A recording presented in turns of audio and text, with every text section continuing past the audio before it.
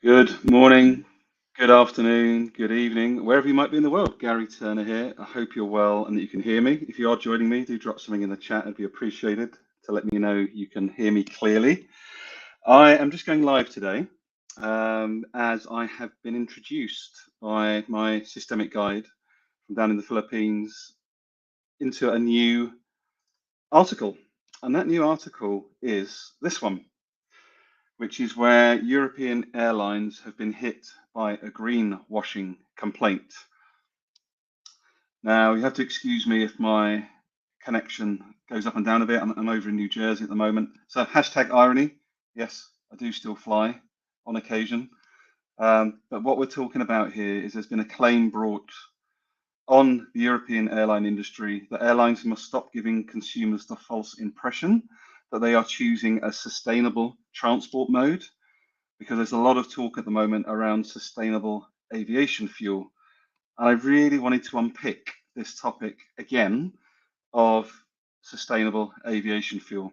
And the first thing I want to share today is that this is Garry's perspective only. It's not that of my employer. I still work in the chemicals industry full time. It's not anybody else's perspective apart from my own today. However, there's a lot of people that I'm surrounded by that I'm grateful to have in my network that have certainly informed how I show up and my ability to join these different dots I'm about to share with you. And a lot of those people know who they are. So let's get into it. Why do we need to think twice about sustainable aviation fuel? Let me take you through some of the context.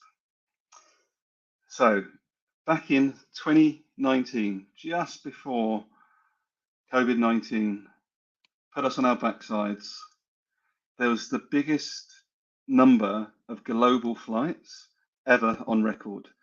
69 million flights took place during calendar year 2019. Just hold that thought for a moment. 69 million. And one of the reasons that I have a challenge to, good morning, Chris. One of the reasons I have a challenge to the sustainable aviation fuel narrative is that we see a wide range of organizations, governments talking about sustainable aviation fuel as if it's going to be some sort of salvation for us all.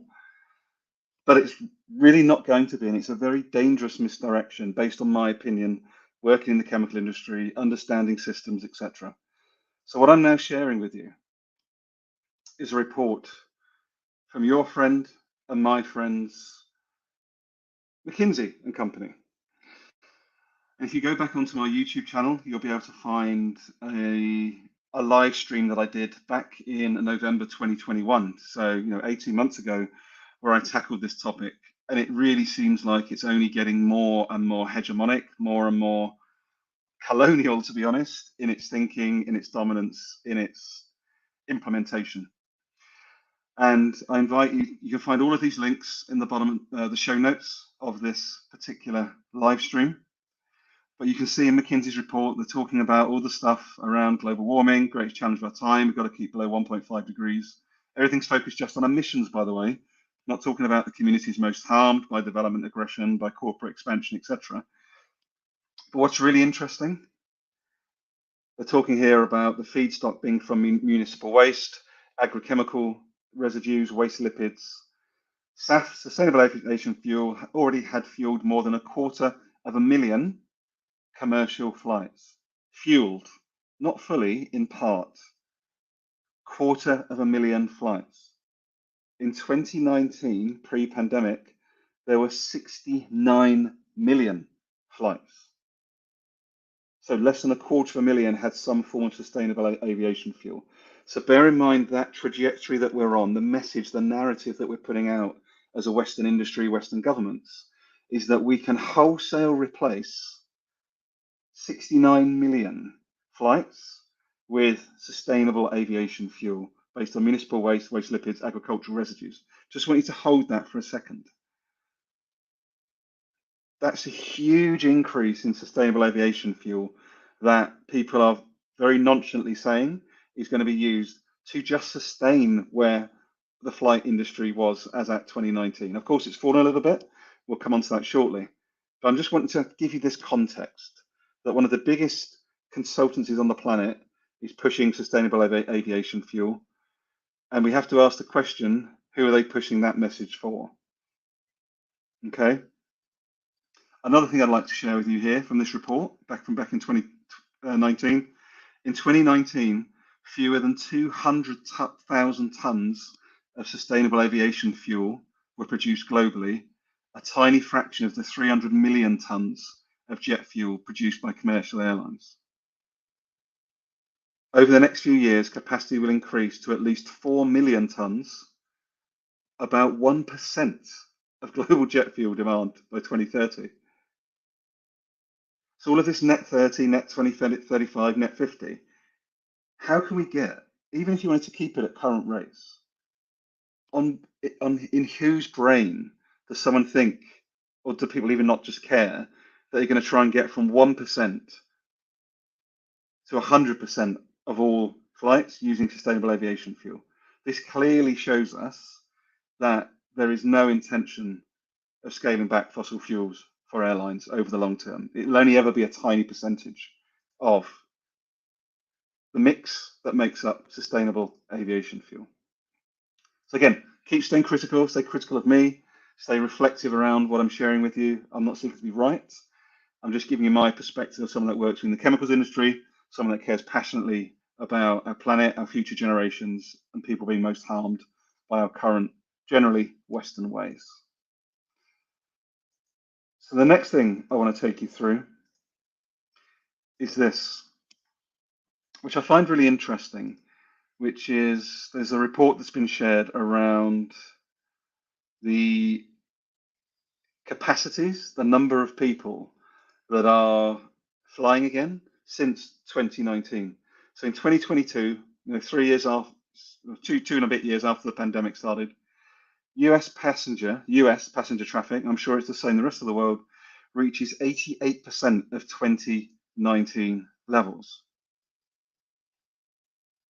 I find this fascinating when we now know that the technology, which is already causing a lot of harm in terms of the raw materials that are used in technology all around the world, particularly on the communities in the global south, rare earth metals, etc. We're all just jumping on planes for business, personally, almost as if it doesn't matter. We're just going exactly back to where we were pre-pandemic. And I find that so sad, so strange, but also we have to ask the question, how is that being allowed to happen? What are the questions and the curiosities we're not holding? Who's controlling the narrative? So these are just a few things I want to share with you. And again, nothing I'm sharing with you is from a place of judgment from me. This is all publicly accessible, available data, plus a bit of my own experience weaved in. And I want to honor B. Lorraine Smith, who's doing some incredible work around materiality assessments based on reality and not just on a 2x2 grid. So do check out B. Lorraine Smith's work. The next thing I'd like to make you aware of is the total amount of fuel. And again, all of these statistics and links are available in the show notes of these shows. And this is the total worldwide consumption for fuel. And again, remember the earlier slide I shared with you, which showed you the biggest number of flights, close to 69 million, took place in 2019. We can see, again, 2019, of course it would correlate, 95 billion gallons of jet fuel were used to support those 69 million flights in 2019 alone. So I want to hold with that 69 million flights and 95 billion gallons. What does that mean? I talk a lot in metric tons, okay? So even if we look at this particular Statistica website report, you can see that the current estimate for 2023, we're halfway through 2023 as I record this on the 25th of June 2023, is they think we're going to be back up to 80 billion gallons of jet fuel being used to support however many millions of flights that are happening this year. And again, I'm not judging anybody that's using I've used a flight to get here to New Jersey. The point here is trying to offer some perspective to invite you and us to ask different questions of our organisations, in our homes, in our communities, and certainly of our governments and our representatives and our companies. Because I don't know if people are joining these dots. I don't know if people are joining these dots. But I believe really passionately that we need to be able to have more adult, grown-up conversations around these particular topics. So if we do reach the 80 billion gallons of jet fuel, we're right back up to 2015 rates, and that will accelerate quickly, I'm sure, again in 2024. Now, let me put this in perspective. You'll remember that there was 300,000 metric tons of sustainable aviation fuel being produced, with up to 1 million tons of sustainable aviation fuel being predicted by McKinsey by 2030. That's another 6.5 years away. Do you have any idea how many metric tons 80 billion gallons is?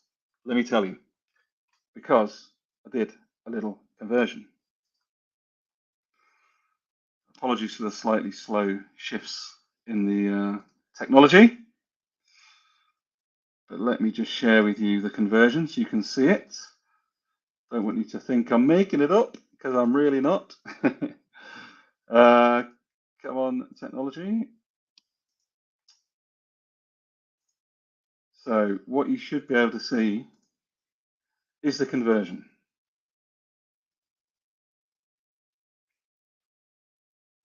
Eight, 4, 6, 8, 9. So they on there, you see, 80 and 9 zeros, 80 billion gallons translates, converts to be, can you read it? 2 or 6. That is 2.7 billion metric tons. 2.7 billion metric tons of jet fuel is estimated to be used by the end of 2023. McKinsey's report estimates that by 2030, 6.5 years away, we'll be up to, was it 3 or 4 million tons of sustainable aviation fuel? I'll let you work out the maths as to how disingenuous and hegemonic the narrative is around sustainable, so-called sustainable aviation fuel. So I'll leave that with you again for a moment. 3 to 4 million tons of sustainable aviation fuel by 2030, 6.5 years away. And as of end of 2023, it's estimated that we'll need 2.7 billion metric tons from traditional fossil fuel sources.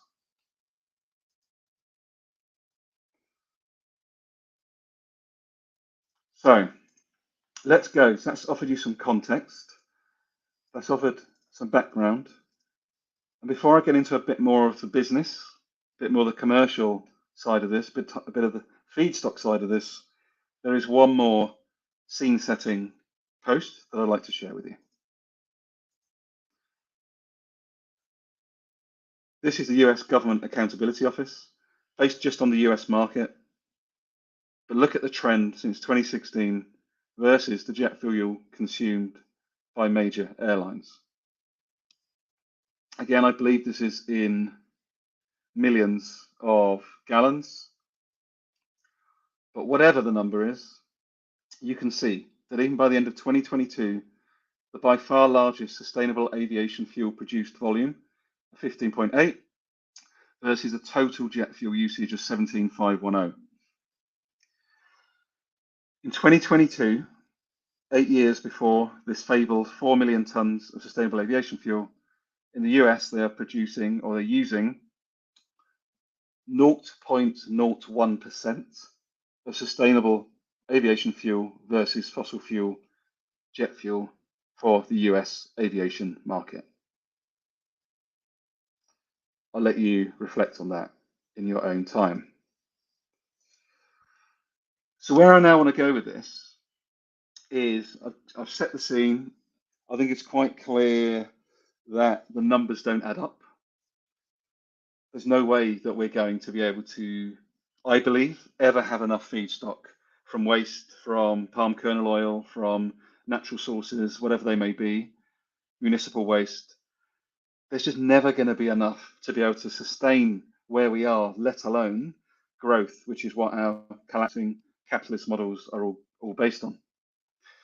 So I think we need new conversations. There needs to be conversation about new narratives, new ways of being, new ways of co-creating, new ways of collaborating, new ways of reimagining how we live in communities and how we co-create as collaborators on an industrial scale in the service of life and not in the service of solely a profit motive. So let's see what happens when we focus on sustainable aviation fuel as purely a profit motive. I'm going to share a screen now, which is, again, this is directly from their website, and it's a company that is actually the heritage of my employer, and indeed it's the heritage of a number of the suppliers that I represent as part of my day job. And again, this is public domain. This is Garry speaking, not my company or my employer. I'm just trying to bring some critical thinking, some critical challenge around sustainable aviation fuel and the narratives that are being put out alongside it. So, what is sustainable aviation fuel? Here's a lovely diagram from BP and Air BP. From waste to wingtip is the lovely narrative. Using sustainable aviation fuel can reduce life cycle carbon emissions by up to 80% compared to traditional jet fuels. So we're talking about here around forestry waste, household waste, used cooking oil. So here, there's a very much a clear message that we're only going to be using waste. That's the message they're giving us, which we need to challenge. Feedstock is then converted to sustainable aviation fuel. Traditional jet fuel is then blended with sustainable aviation fuel to make it suitable for aircraft. Something to check out here is mass balance. This would be a mass balance product where they're using a mix of so-called bio and so-called fossil fuels, and that's then delivered to the wingtip. I really want to invite all of us to be super critical around this particular message. This narrative is exceptionally dangerous for me and one that we need to be discussing more. And I'll come on to that. It's talking about forestry waste, used cooking oil, and feedstock. That's telling us that we can sustain where we are and even grow the aviation industry based on solely waste product. That is very problematic for me. Why is it important? Talks about all the things. Reducing footprint. Here we go. Look, with the aviation industry expected to double to over 8 billion passengers. This is a very, very dangerous capitalist, growthist, Western narrative. So we're basically saying then that we've only got 4 million tons, let's call it, of sustainable aviation fuel by 2030. We already need 2.7 billion tons of jet fuel.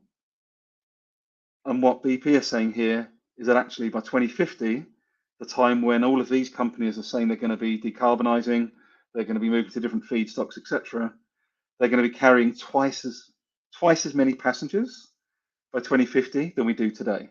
Now, of course, there's other technologies. They're talking about hydrogen, and I'm not an expert in those areas, but I'm just joining some very simple dots here to say that this does not look at all sustainable for us in the West, let alone for the pressure that this has on communities and plantations in the global South. This is a conversation that I would like us to have more openly in the chemicals industry. This is the type of dialogue, cross-party, cross-company, across the world, that we should be having much more critical discussion around, I believe, and I'll be looking to try and do that. Here it is. The sustainable aviation fuel can be blended up to 50% with traditional fuel, suitable for aircraft. Here we go. What else are they saying on here? Is it really key? Is SAF really key? It's a drop-in, can reduce up to 80% of life cycle carbon issues, blah, blah, blah, blah. Here we go. At the moment, the production of sustainable aviation fuel is limited as the higher cost for SAF is preventing wider take-up. Yes, in part. And I wrote a blog. If you want to go and check that out on my my blogging platform, I'll share that with you. But in essence, where is my blogging platform? There it is. I wrote a blog quite recently around sustainability, the cost of sustainability versus capitalist growth. And it's this sort of narrative that's really dangerous, because we're basically saying the only thing that's stopping us doing more sustainable aviation fuel is the high cost of people buying it. What is nowhere in this conversation is the harm caused by development aggression, by communities and indigenous people being moved off their lands, by governments pushing local communities off their lands.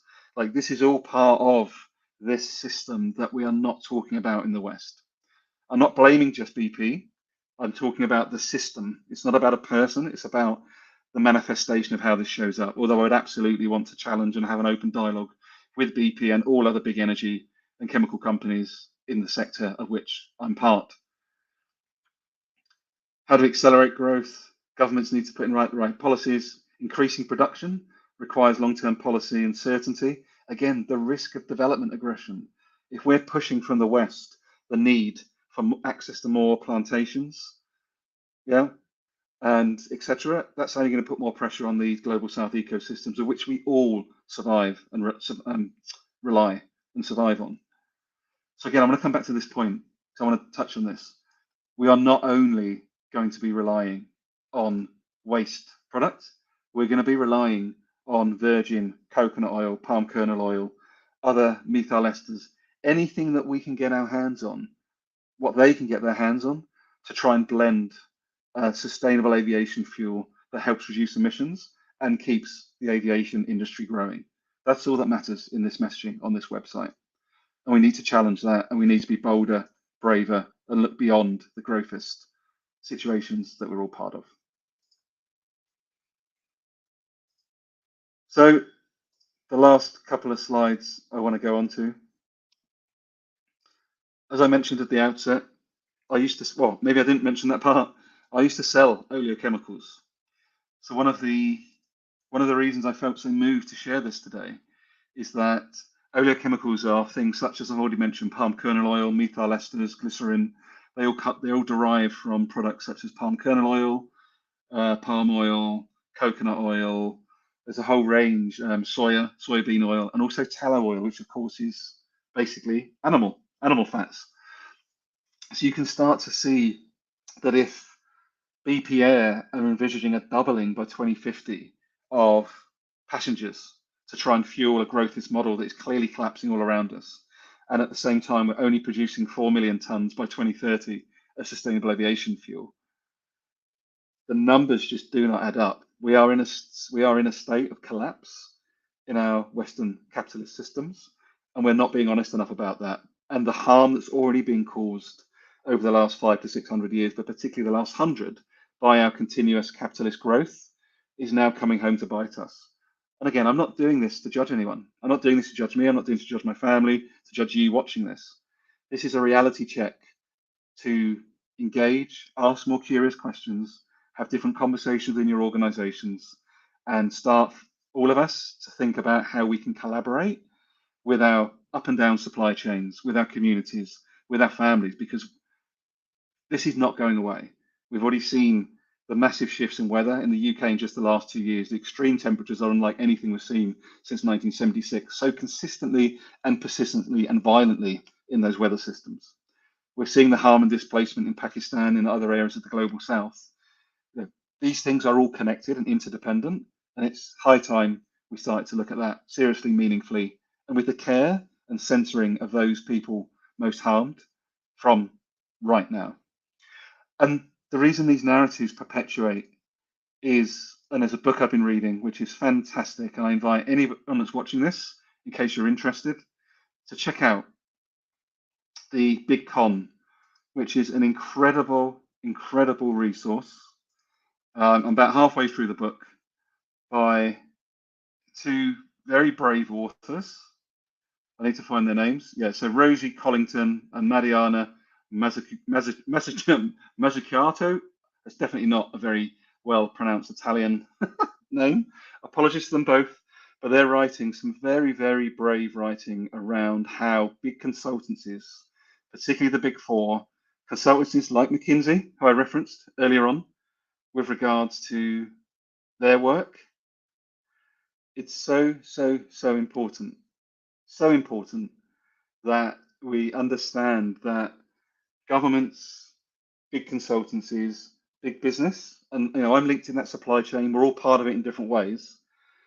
The hegemonic structures that exist today are not only post-colonial, they are currently colonial. Why do I say that? Because it's the supremacy culture patterns, the patterns of behavior, not blaming anybody, skin color or whatever. The point is the cultural patterns of fear, of right to comfort, of defensiveness, all work around. If you look at Tema Okun's work, it's incredibly, incredibly powerful work. Please do not get triggered by the phrase. It's a website called White Supremacy Culture Info, but please do not get triggered by the name of the website. It's a system of power. It's a system of power that keeps those communities in bondage to the World Bank, to the IMF, to sustainable development, as we like to call it. But the only sustainable development that's really focused on, if we're honest, is us in the West so that we can stay comfortable. And we really need to start looking on a macro-systemic basis, whilst also coming from a local community lens, because those two things concurrently are the only way we have any chance of trying to create and co-create a world that is thrivable for the generations to come. So I hope you found this insightful. I hope you found this interesting.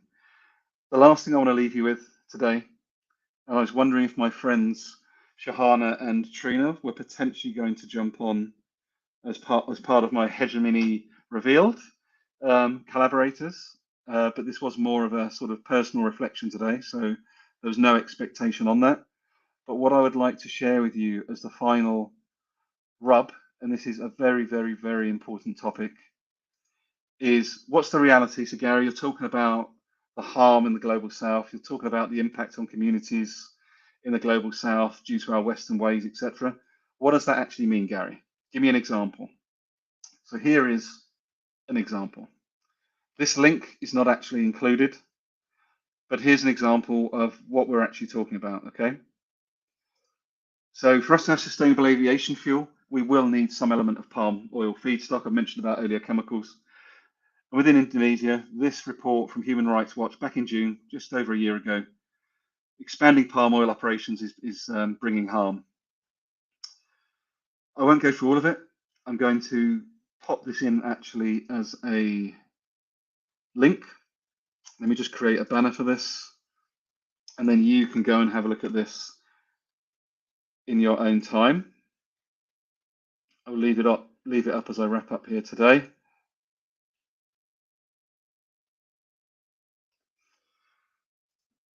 But in essence, if you go through here, there's a number of different companies mentioned around Indonesian palm, palm plantations, palm owners, as it were. But here's the bit. Indonesian authorities are permitting palm oil companies to destroy peatlands and cause other environmental harm with scant regard for the rights of local communities or the environmental consequences, said a senior researcher.